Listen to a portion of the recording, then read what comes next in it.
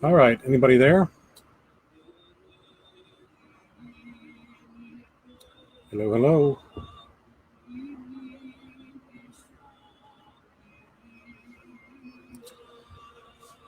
All right, so I think we're live. I think Emma is here. Emma's going to hit me with some questions. I've gotten a lot of hate mail and uh, some interesting responses recently talking about, this pandemic. And I recognize it's a once in a lifetime thing. And this is stuff we've never seen before. Nobody really knows what's going to happen. People who study the issues maybe feel a little more confident, but when you have people telling you that this is unlike anything you've ever done before, anything we've ever seen before, it's going to make people question their sanity. And so I thought I would share a few questions. Okay, so here's the thing. Um, a lot of times people say about this pandemic, the numbers aren't real. We can't trust them.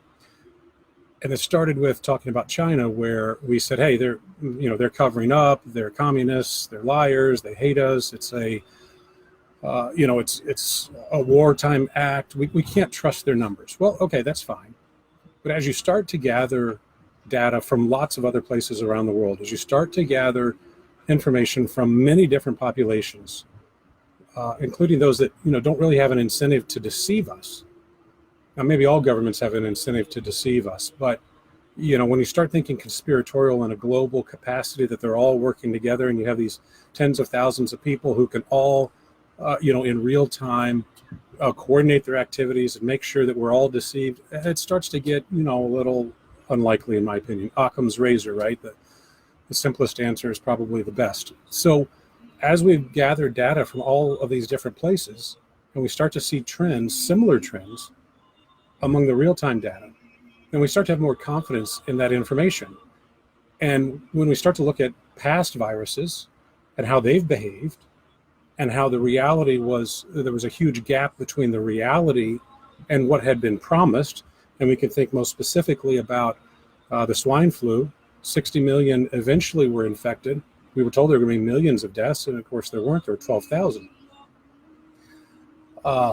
And so I see a question came in. You act like you know everything. You're an infectious disease specialist. You're just well, I don't think I can say that on Facebook Live, but uh, this involves this is just an ad hominem, right? This is an attack upon me. I'm short. I'm tall. I'm fat. I'm whatever, and so don't listen to me. Well, I would encourage you to deal with the data itself. What does the data say? Now, a lot of people will attack just the data. They don't want to talk about the data. They only want to talk about their own interpretation of it. The data forms a part of the truth. It's part of the story, like a puzzle you're putting together. But the data does not support the panic. The data does not support what we see, the disproportionate response in people. You don't have to be an infectious disease specialist. You don't have to be an epidemiologist. You don't have to be a physician. You don't even have to be an elected official to look at history and to look at trends, right? You could simply look at numbers, and you could see that the numbers don't support the claims. Now, well-meaning people will respond to this by saying, well, this is new. We've never seen it before. It's different than everything else. And, we're in this particular special phase where the numbers really don't mean anything because of the number of people that'll be infected, or the incubation date is too long, or, on and on and on. Those are relevant things. But if you take a statistician, if you take an expert in math, if you take someone who's great with predictive abilities, it doesn't matter what the numbers represent. He can move from one specialty to another. And whether it's analyzing football or pizza consumption or, the cycle of the moon or infectious diseases, someone who really understands the underlying aspects will be able to produce a model that should be predictive with some variation. So attacking people based on their expertise or lack thereof in this particular specialty, well, guess what? If the infectious disease people were so smart, why are we in this mess? If they had all the answers, if they were right all the time, if they knew the future, if they had a crystal ball, well, why are we going through this? And frankly, let's talk about that. The expertise. I get a lot of I got a lot of hate mail. If you've not been to my hate mail page lately, it's fantastic. I've updated it with the most recent criticisms. Some of them might be valid, but unlikely. Everybody's always talking about the experts. Well, I'm 44. I've only been doing this kind of analysis for 25 years. Um, the experts are always wrong. I remember growing up, and we were told that butter was bad for you, that eggs would kill you, that salt was going to kill you. And we now know, I think most everyone knows, that's just not true. The real killer is sugar. And the real killer is carbohydrates and processed foods. And eating the way our parents and grandparents ate, that's going to prolong your life. It's going to make you healthier, stronger. Your brain's going to be bigger. You're going to have a greater capacity for cognitive activities. You're probably going to live longer. And this is important too. You're going to be a lot happier. Climate change. We now know that first they said it was global freezing, and then they said it was a population apocalypse, and then they said it was global warming, and now we're on to climate change, and they're wrong about everything. At best, they're wrong about everything. At worst, they're manipulating the data to conform to their ideology. They have a religion, and they want to change the facts to support their ideological endeavor. They're wrong about everything. And now we're going to say that, because some government official, somebody who takes a paycheck from the government, he's an expert, and so we should just accept what he says. Well, what in our experience would lead us to believe that someone in government is the person we should listen to about things that are important in our life? I mean, the more important they are, wouldn't there be an inverse relationship between our degree of trust in government and the importance of the issue? I mean, we're talking about the people who run the post office, who run the DOD, and I don't mean soldiers. I'm a veteran. I don't mean the frontline guys, but I mean, the bureaucrats that are running the post office, that are running the Veterans Administration, that are running all these things. They're a disaster, by and large. So this appeal to authority, this claiming expertise as if that settles the question, my experience is take a contrarian view. Whatever they tell you, it's almost certainly wrong, and sometimes by a wide margin. All right, Emma, how are we doing? What questions do we have here? Looks like most everyone is just happy to see you. Oh, I'm happy to see me. I don't believe that. Stalkers, probably. Okay, here's a good one. You're obsessed with mortality rates. Why don't you care about the infection rate and the hospitals that are being overrun? This is a good question. So facts are not very important. Facts are important to the extent that they serve the truth. And I'm interested in the truth. Not because I've always had that devotion, but increasingly in my middle age, I'm more interested in the truth than the facts that oftentimes are distracting. And then the facts may not even be accurate. So here's the question.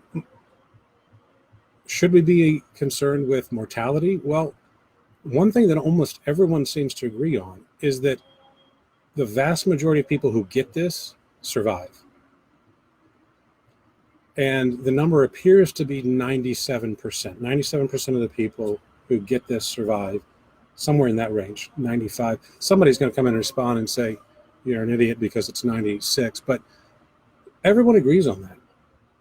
And if people tell you that all these vast millions of people are infected and we don't know it because the government hasn't given us enough tests, or the Jews are rationing them or whatever, well, then the mortality rate would actually be lower, right? So if instead of a few thousand cases, we actually have a few million, then that actually means that the mortality rate is quite a bit lower. So why am I concerned with mortality? Well, because death is rather ultimate. Death is kind of the final thing. And we do have a pretty good handle on death rates. We don't have a great handle on infection rates. We don't We don't know how many millions of millennials are walking around infecting one another. What kind of priority that is, I don't know, but that's not really the question. The question is, do you die? Or, taking a step back, do you get so sick that you have to go to the hospital? Because then that's the weak point, right? All this flattening of the curve, all that sort of stuff. And it starts to sound pretty convincing, right? They're painting this apocalyptic story. Our hospitals are going to be overrun. Our doctors are going to be dropping left and right like they did in the Black Plague. Well, of course, those were priests and nuns and monks that were dropping in the Black Plague.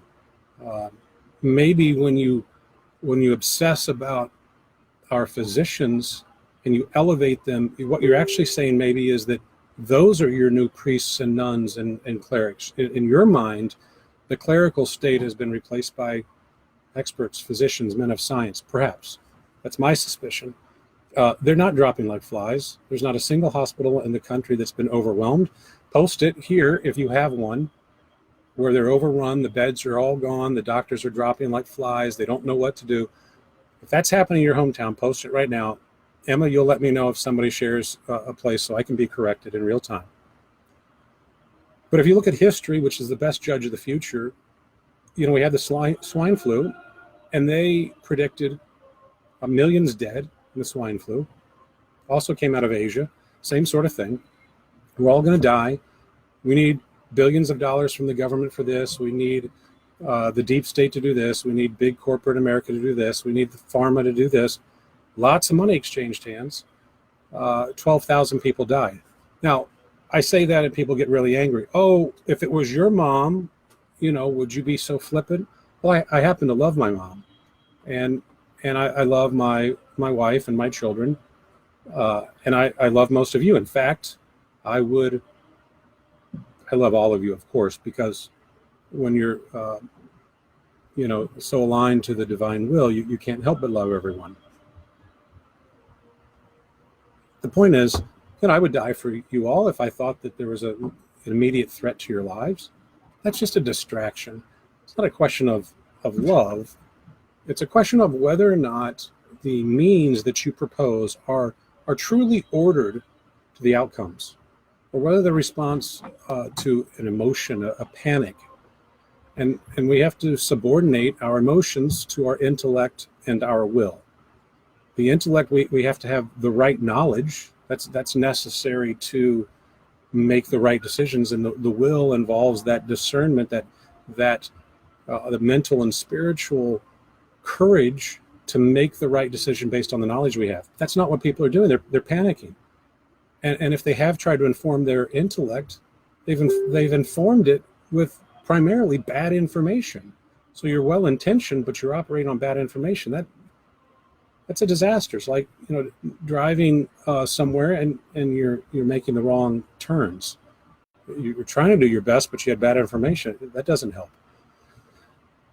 All right, Emma, how are we doing? Any good or interesting questions? Pretty well.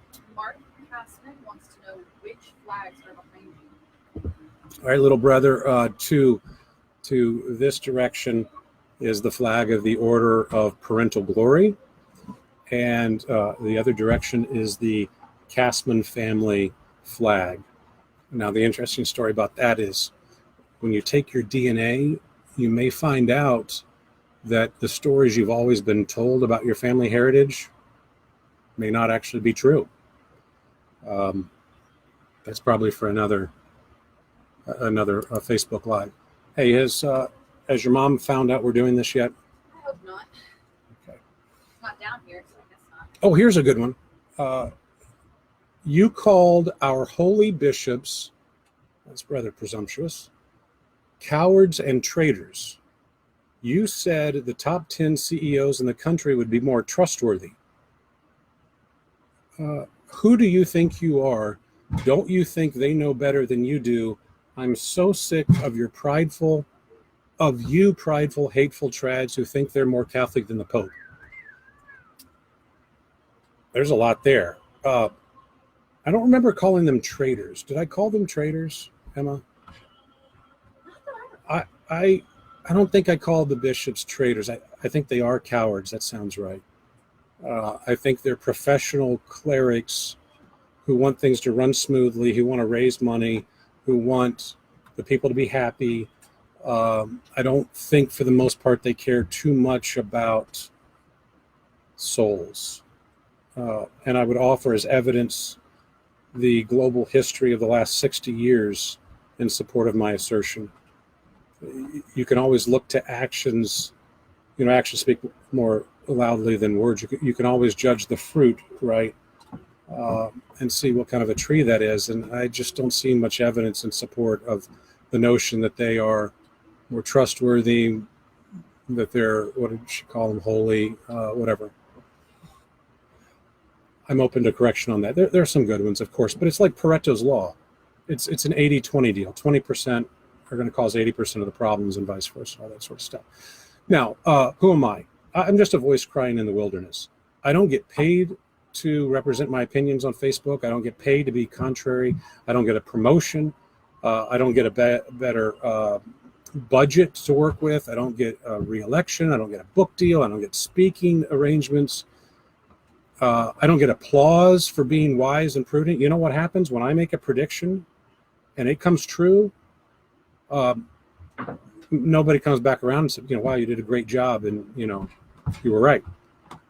It just doesn't happen. So if the only thing I get is calumny. So if you want to judge my motives and you don't want to do the right thing and assume the best, come up with something that's more aligned with the facts. Am I more Catholic than the Pope? Well, I believe in the Nicene and Athanasian creeds without any sort of qualifiers. I'll let you judge for yourself that one.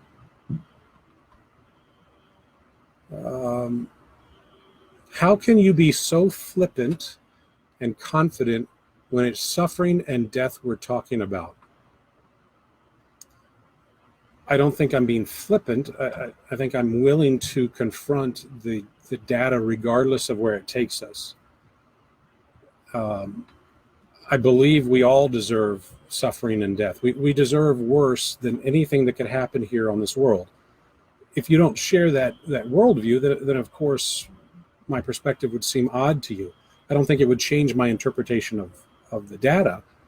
But once you have that perspective, you're a little bit free from attachment to the woe is me, I'm going to die sort of thing. Now, I'm not saying that we become reckless with our lives because we don't really own our own lives. But if you go too far down that road, then what do you say about the holy bishops and priests and monks and nuns back during the Black Plague who subordinated their fear of death to a higher calling to serve someone else?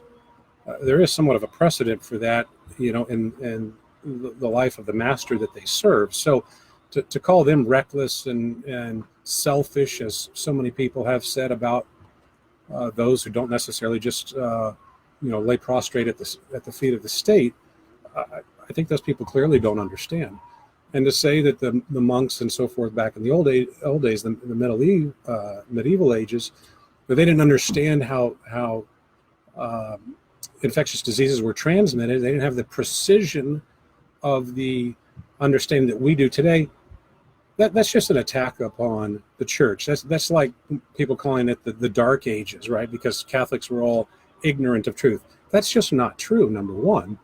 They had great suspicions about these things, which is why Bellarmine was able to shut down Milan, and other prelates were able to take action. But then those guys, after they quarantined the people, went out into the streets and they knocked on doors and they served people. They brought on the sacraments. They put themselves at risk in service to a higher order while taking actions that were designed to protect the people. Now, I don't know if you all think that you can compare Washington or Frankfurt or London or Beijing to Bellarmine and his circumstances and intentions. I'd love to hear that, especially, I forgot this drink, especially if there's a drink that we can share and talk about that. Wow. Who made that drink, Emma? Probably Peter. Peter. Okay. Uh-oh, is your mom on to us? Okay, we got to hurry this up. What else we got? Matthew James wants to know if you expect All right. Do I expect martial law? Well, it's interesting. The president just declared, he just invoked wartime powers. So I think we're probably already there. It's just a question of how it's going to be implemented. I don't think it's possible for the feds to shut down every home in America or every town or whatever. They can shut down air travel, which I would expect to see. I'd be surprised, frankly. That's one of the more reasonable things, actually, because of the ability to spread so quickly to such large numbers of people. I do expect that. And it's clear to me that the governors, it's just one domino after another. They're going to shut down the things that they can by the stroke of a pen. But I don't think that they're going to put us into a home by home lockdown because they don't have the people to do it. And it's impractical. And if you buy what they're saying, or even if you buy a realistic explanation of the spread of the contagion, it's already gone too far. All they can do is slow it down, and they can do that by shutting down the schools, the libraries, the everything else. If they put everybody in homes and then those people start dying, starving to death, the problem is going to be a lot bigger than this disease spreading where most people won't get it, and those who do are likely to survive. There are going to be riots in the streets, and that doesn't serve their interest unless you buy into the deepest conspiracy theories that say the whole thing is manufactured. I don't believe that. I think the virus is real. It may have been manufactured in a lab, but I think it is real. People get it. They get sick. They die.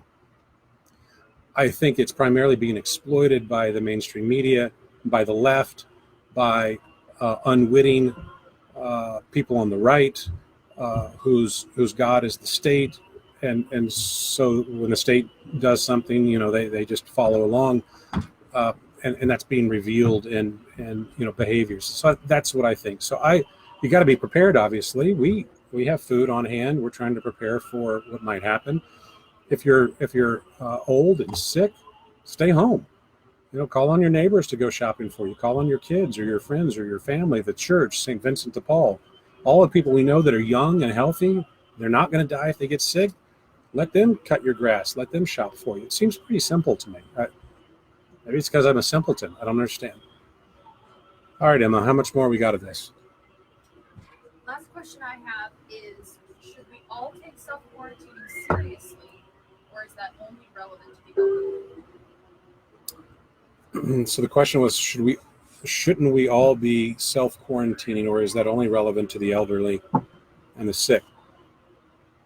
Yeah, if you're elderly or sick, if you have an underlying chronic, potentially fatal disease, you should quarantine yourself. When you look at the numbers of who's actually died, almost exclusively people with underlying conditions. Not all, of course, there are going to be outliers on a bell curve. There are going to be people that are young and healthy, and just something happens. I recently lost a friend, young guy, fit, healthy, took care of himself. He had a stroke. Turns out he had a defect in his aortic valve.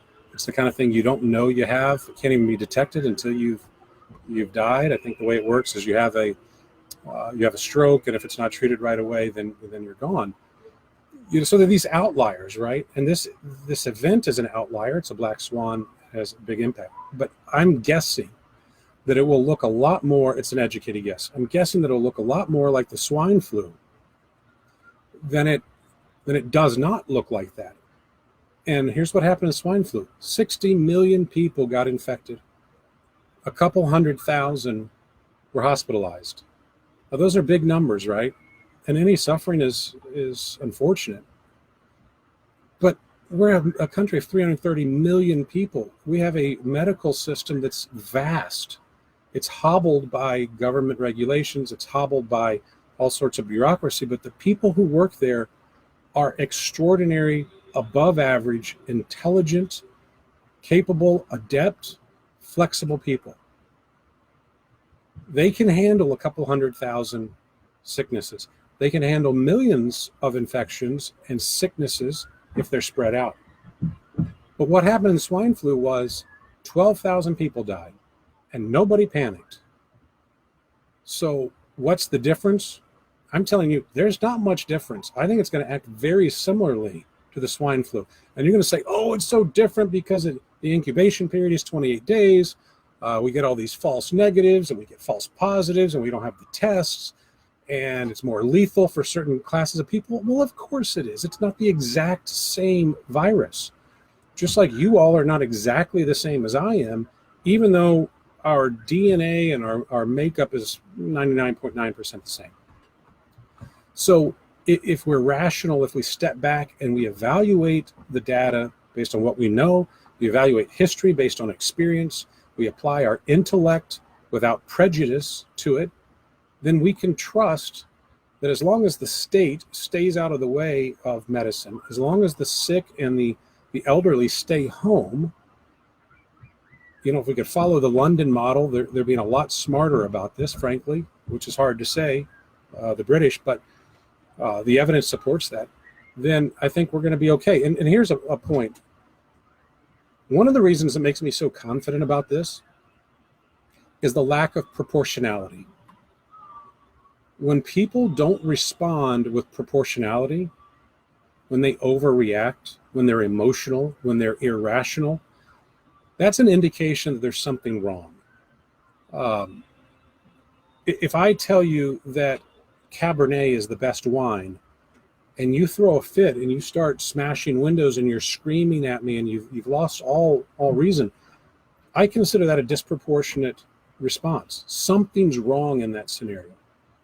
If I tell you that the best kind of pizza is supreme pizza, and you lose your mind, there's something wrong there. So when we look at the mainstream media who do not have your best interests at heart, when we look at people in government, and I hate to break this to you, but if they're taking a check from the feds, you should question where their allegiances lie. Do they lie with you and the truth, or is it the preservation of that paycheck at all costs?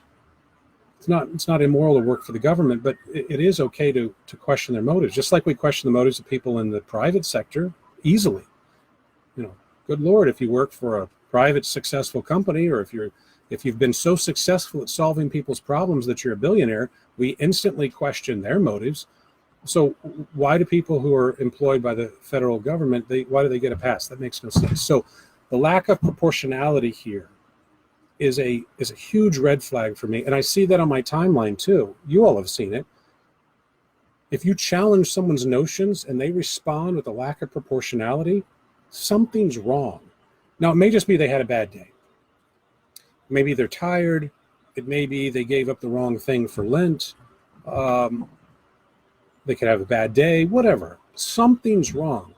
So when you look at, I think we're up to 117 deaths today in the United States, 330 million people. We've had 117 people die since this started. There is no proportionality at all. Zero. And if people say, well, it's going to be 1,000 or it's going to be 10,000 or whatever, okay. What's the proportionate response to that? Thousands of people die every day, babies and abortion, no panic. Thousands of people die from accidents, no panic. Thousands of people die every single day from all sorts of other causes, there's no panic. But they're panicking now. They didn't panic when Obama was president with the swine flu. They're panicking now. So who benefits? Who benefits from panic? Who benefits from rock and roll on the stock market up and down? Who benefits from an enormous growth in the debt of the company and from the state with its tentacles reaching into our lives in the most intimate ways imaginable? Who benefits from these things? It's not the guy in the wilderness saying, maybe we should stop and think about this. I know you think I'm the enemy, some of you, but I might just be wrong. That's okay. And I'll admit it if that's true. But who benefits? Okay, what you got, Emma? What's it? All right. Mark says, just moments ago, POTUS signed into law a relief bill designed to bring financial relief to business owners and employees. Do you agree with this handout? Okay, Emma wants me to remind you all to put your comments in the comment box on this video. You boomers probably won't be able to figure that out, but there's a little space you can put your comments in, ask a question. Emma's looking at those live, and if she thinks it's a smart enough question or if it will trip me up, she's going to give it to me. So the question was, Trump just signed into law a relief bill designed to bring financial relief to business owners and employees. Do you agree with this handout? No. The federal government has no business taking money from someone else and giving it to you. And that's exactly what they're doing. In order to give you that money, they've got to take it from someone else. Now, it's true that in the moment, they're going to create that money out of thin air, print it electronically or otherwise, and just get it out there. That's true with fiat currency. But that bill is going to come due. And somebody's going to pay that price. Probably not you. It's probably going to be greatly inflated by the extra taxes that were necessary to collect it, by the bureaucracy that $1 that drops in your hands is probably going to be like $1.50 that actually had to be collected in order to get it to you. So I absolutely oppose that. The government has no business doing that. It sounds good. Oh, we want to help people, but it's not charity. It's theft, right? It's the involuntary redistribution of someone else's income or assets to satisfy you. They don't want you to riot. They don't want you to vote them out. They don't want you to demand proportionality. So they want to give you money to shut you up. Now, if I get the money, if they send me a check, I'll spend it. I'll probably buy diapers or, maybe pay off a credit card, something like that. And if they are going to do it, I hope they do it based on family size. But I oppose that. I think it's wrong. We have amazing charity organizations in this country. I'm honored to be associated with St. Vincent de Paul. They help people that are truly needy. They have extraordinary transparency, wonderful accountability. They track people around the city so they know if somebody's just shopping their case and trying to get every little church to contribute to their, paying off their gambling debt or whatever. And in the case of my local St. Vincent de Paul, there's no overhead. That's the way that we help one another. It's not by saying to the government, take somebody else's money and solve my problem. Okay. So sometimes when you love people, you have to do what they really need. You have to give authentic charity and not just, platitudes and so forth. And sometimes authentic charity means saying, no, I'm not going to give that addict what he wants. I'm going to give him what he needs. All right, Emma, how are we doing? What's in the drink? Oh, that's a good question. This is reposado and freshly squeezed lime juice. We call it Sarah's Special syrup. It's freshly squeezed lime juice with something that probably has a lot of sugar in it, and then some sort of salt that's really big and it's quite good. So, all right, Emma, are we done with this? Hello. One last question. Hello from Kansas. Hi, Lori. How are you holding up since the tornado? Thank you, Matthew. We were spared by that, but our beloved Church of the Assumption in historic Germantown, about 20 miles south, was hit very hard. It's the only diocesan traditional Latin Mass in Nashville. The church was heavily damaged. They've been having Mass in the social hall. And of course, that's now shut down effective today or yesterday. The Bishop of Nashville shut down all public Masses. So the only Mass in the entire Diocese of Nashville, public Mass, will be at the SSPX in Franklin. So,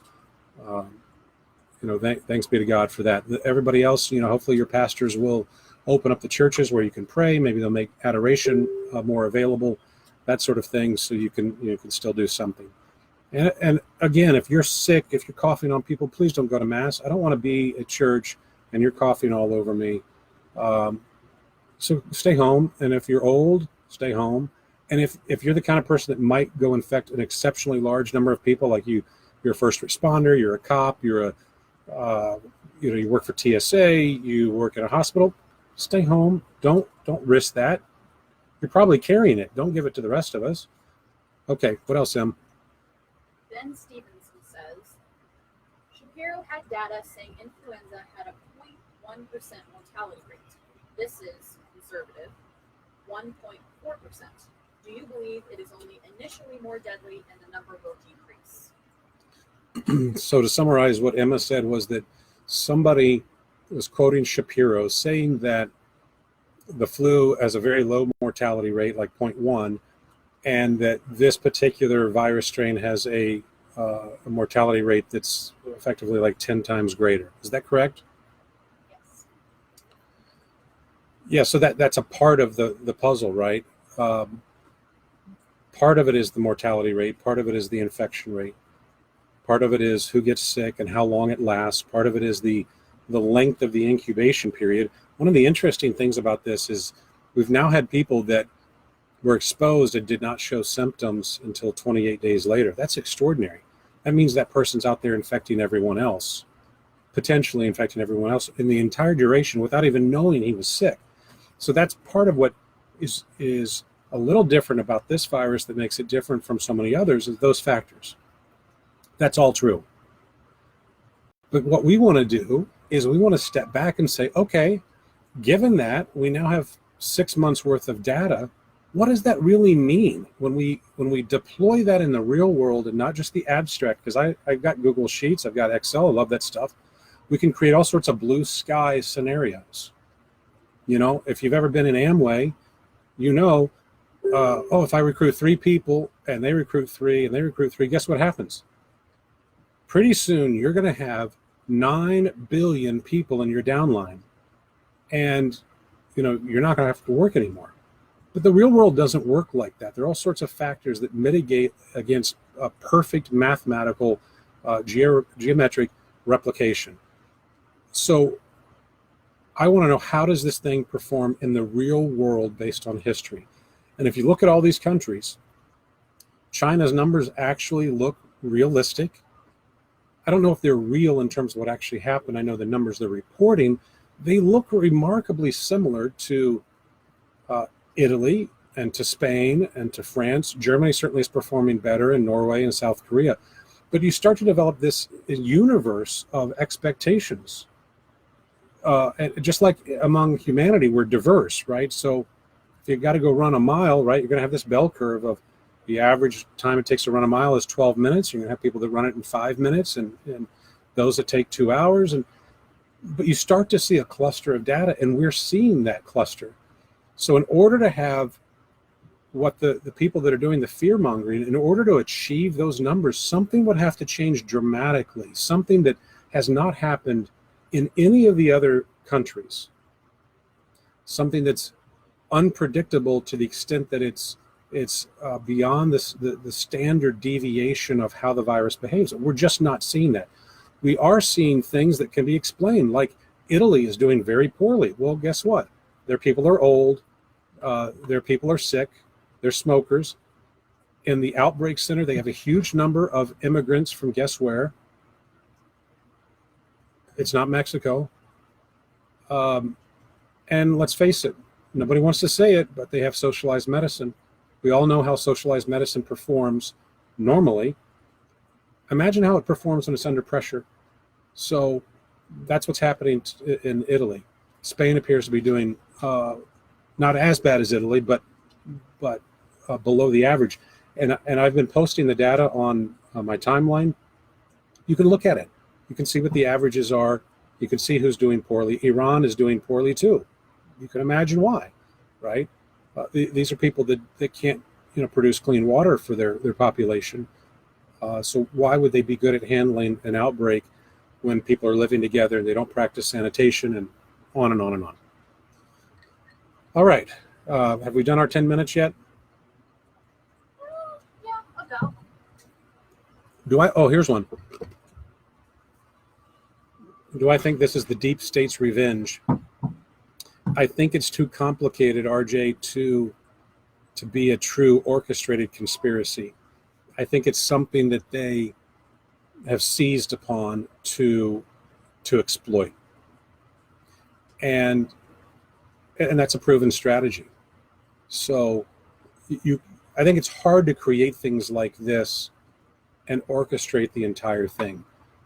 But they're going to use it to the extent they can. And Trump is off his game. We all know he's a master at speaking to his base. He's doing great to communicating with people that are disenfranchised with the status quo. He's not out at his rallies talking. He's not getting people, worked up. He's not on TV with his normal ads. They've boxed him in. He's off his game. So to that extent, they've already won. And as long as this crisis continues and the climate of fear and panic and uncertainty is there, they're winning and he's losing. And so his odds of re-election certainly go down.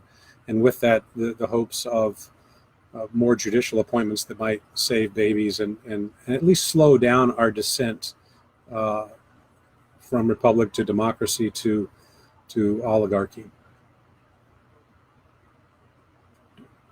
Would you donate to the annual appeal considering 20% goes toward the spread of Islam via Catholic charities? No. That's too much direct cooperation with evil.